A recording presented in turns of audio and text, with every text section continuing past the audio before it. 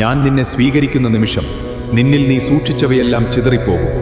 നീ കൊട്ടാരമെന്ന് കരുതിയവ വെറും മണൽ വീടുകളാണെന്ന് നീ തിരിച്ചറിയും. നീ മുറുകെ പിടിച്ച വ്യാജബന്ധങ്ങൾ ഉണങ്ങിയ ഇലകൾ പോലെ കൊഴിഞ്ഞു വീഴും. ലോഭവും മോഹവും ഭയവും നിന്റെ നിഴലുകളിൽ നിന്ന് മാഞ്ഞുപോകും.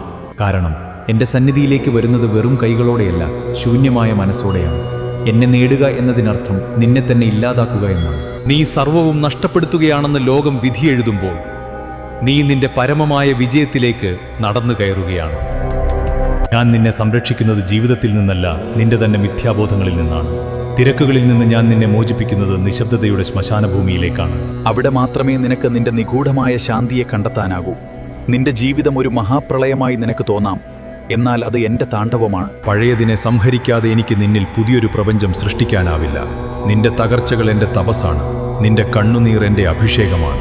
നിന്റെ അസ്തിത്വം എൻ്റെ ജടയിൽ അലിഞ്ഞു ചേരാൻ നീ തയ്യാറാണോ? ഒരു ശ്വാസം പോലെ എന്നിലേക്ക് ലയിക്കാനും ഞാൻ എന്ന ഭാവത്തെ ബലി കൊടുക്കാനും നിനക്ക് ധൈര്യമുണ്ടോ?